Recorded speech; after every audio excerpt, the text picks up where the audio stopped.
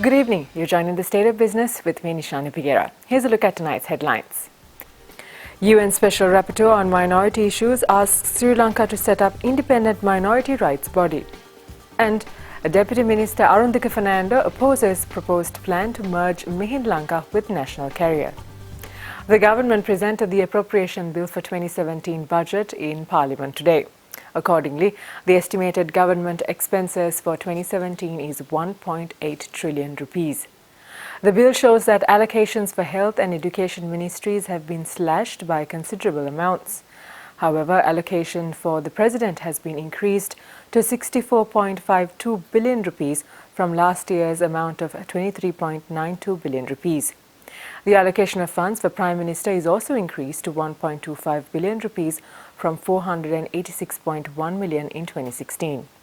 The allocation for defence is 284 billion rupees, while health sector and education sector gets 160.97 billion and 76.94 billion rupees respectively.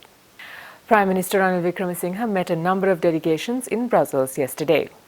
The Prime Minister was visiting Brussels to renegotiate EU GSP Plus trade concessions.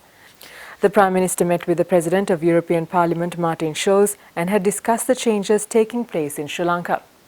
Here, the President of European Parliament had informed Wickremesinghe that a delegation from the EU would visit Sri Lanka within the next 2 weeks to review the situation.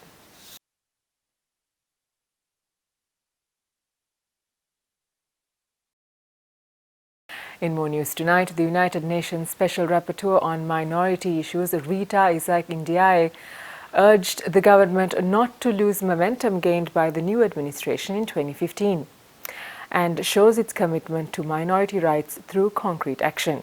She also called for creating an independent minority rights body to provide expertise and information to legislative and policy-making processes. She was of the view that this will encourage and coordinate programming on minority issues to form a bridge between minority communities and the state. The UN rapporteur was in Sri Lanka for 10 days, and during her stay, she has consulted a large number of minority representatives across the country. It will be essential that every decision-making process and mechanism inspires the confidence of all communities to include their views and aspirations and forge a sense of ownership over these long-awaited processes. The continued application of the Prevention of Terrorism Act, which affects the Tamil population disproportionately, has been under heavy criticism nationally and internationally for allowing for prolonged detention without due process.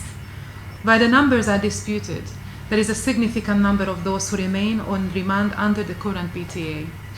As the repeal of the PTA is a serious and important step to which the government has committed in the reconciliation process, I underscore the critical importance of any new law replacing this act to meet all the relevant international standards. Rita Isaac-Ndiaye became the UN Special Rapporteur on Minority Issues in March 2014.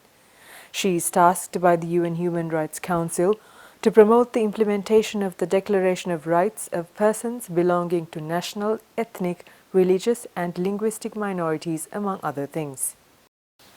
Deputy Minister Arundhika Fernando says most investors who wanted to acquire a stake in the national carrier were more interested in acquiring Mihin Lanka operations.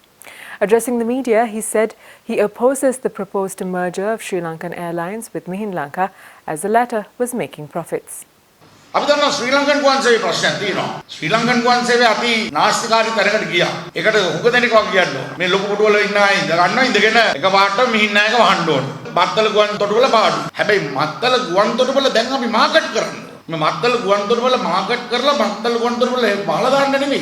අපි බලාපොරොත්තු වෙනවා මේ අයවැයත් එක්කලා විශේෂයෙන්ම මේ තාක්ෂණික දැනුම තියෙන විශේෂඥයින්ගේ කමිටුවක් අපි නැත්තම් එකමුතුවක් ඇති කරගෙන ජනාධිපතිතුමා සහ අගමැතිතුමාව දැනුවත් කරන්න. මේ සම්බන්ධයෙන් විශේෂයෙන්ම අපි පෙරමුණ ගන්න බලාපොරොත්තු අපි දැන් වෙනකොට මේ සාකච්ඡා ආරම්භ කරලා තියෙනවා. There's more news on the other side of this short break. To stay with us. Welcome back. You're watching The State of Business. The 37th National Conference of Chartered Accountants of Sri Lanka was held in Colombo last evening. Over 1,600 delegates had registered for this year's event. The conference explores how entrepreneurs, both global and local, have ventured into different aspects by choosing their own path. It would also focus on how entrepreneurs and intrapreneurs can play a more significant role in helping Sri Lanka become a global player. The 37th National Conference of Chartered Accountants of Sri Lanka was titled Unleashed Thinking, Entrepreneurship and Intrapreneurship. We are witnessing profound shifts across all industries, marked by the emergence of new business models, disruption of incumbents, and reshaping of production, consumption, transportation, and delivery systems. A paradigm shift is underway in how we work and communicate, as well as how we express, inform, and entertain ourselves. Equally, governments and institutions are being reshaped, as are the systems of healthcare and transportation, among many others. Stocks close in the red today. Details after this break. Welcome back to the show. The market closed negative once again as the bourse continued to trade on thin volumes and low turnover. Foreign investors were net buyers for the day, with interest seen on ACL Cables, Ceylon Tobacco Company and John Keells Holdings. Institutional and high net worth interest was present on Sampath Bank and National Development Bank. The all share price index dipped 2.03 points to close at 6,442, and the S&P SL20 dipped 3.88 points to close at 3,593. Turnover was 365 million rupees. The top traded counters for the day were ACL Cables with 45 million rupees, National Development Bank 36.8 million rupees, Ceylon Tobacco 32.2 million rupees, John Keells Holdings 31 million rupees and Sampath Bank 30.8 million rupees. Meanwhile, retail activity was present on Bogala Graphite and Lotus Hydropower. Foreign inflows amounted to 135.6 million rupees, whilst foreign outflows totaled to 96.4 million rupees. Up next are the day's forex rates.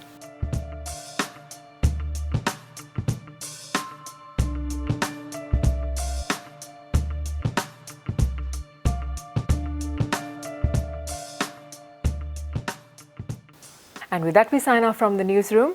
Thank you for joining us. We'll see you again tomorrow at the same time. Have a pleasant evening.